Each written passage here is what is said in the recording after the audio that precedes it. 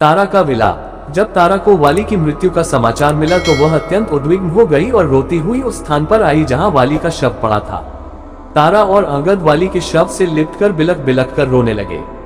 उन दोनों को इस प्रकार रोते देख सुग्रीव को अत्यंत दैख हुआ। उसके नेत्रों से अश्रु बहने लगे।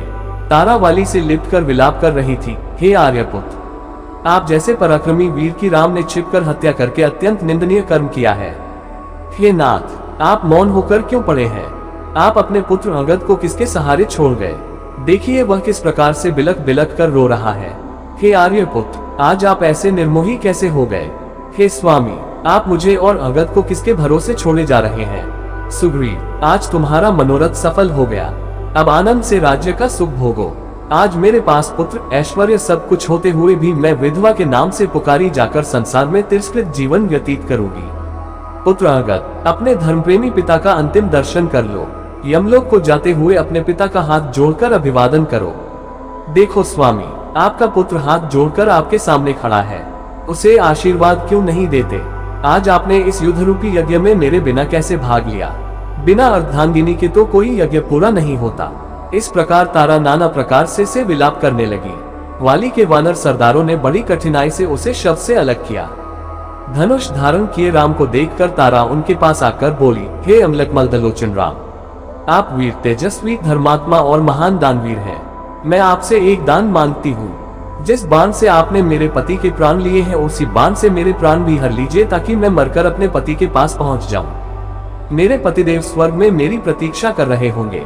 तारा के मर्मस्पर्शी शब्दों को सुनकर रामचंद्र बोले, तारा, तेरा इस प्रकार शोक और विलाप करना व्यर्थ है। सारा संसार परमात्मा के द्वारा बनाए गए विधान के अनुसार चलता है। विधाता की ऐसी ही इच्छा थी, यह सोचकर तुम धैर्य धारण करो। अंगद की कोई चिंता मत करो, वह आज से इस राज्य का युवराज होगा। तुम्हारा पति वीर था, वह युद्ध करते हुए वीरगति को प्राप्त हुआ है, यह तुम्हारे लिए गौरव की बात है। शोक तज कर रोना बंद करो, रोने से दिवंगत आत्मा को कष्ट पहुंचता है। इस प्रकार राम ने तारा को अनेक प्रकार से धैर्य बंधाया। फिर वे सुग्रीव से बोले, हे वीर, तारा और अंगद को साथ ले जाकर अब तुम वाली के अंतिम संस्कार की तैयारी करो। अंगद, तुम इस संस्कार के लिए घृत, चंदन आदि ले आओ, और हे तारा, तुम भी शोक को त्याग कर वाली के लिए अर्थी की तैयारी कराओ। इस प्रकार रामचंद्र जी ने सबसे कह सुनकर वाली के अंतिम संस्कार की तैयारी करवाई। वाली की शव यात्रा में बड़े बड़े योद्धा और किष्किंधा निवासी रोते कलपते शमशान घाट पहुंचे। स्त्रियों के करुणाजनक विलाप से संपूर्ण वातावरण शोकाकुल प्रतीत हो रही थी। नदी के तट पर जब चिता बनाकर वाली का शव उस पर रखा गया तो संपूर्ण वातावरण एक बार फिर करुण चीत्कार से गूंज उठा। तारा पुनः वाली के शव से लिपट गई। वह चिता पर ही उससे लिपटकर विलाप किए जा रही थी। बड़ी कठिनाई से उसे को वाली के शव से पृथक किया गया। अंत में अंगद ने चिता को अग्नि दी।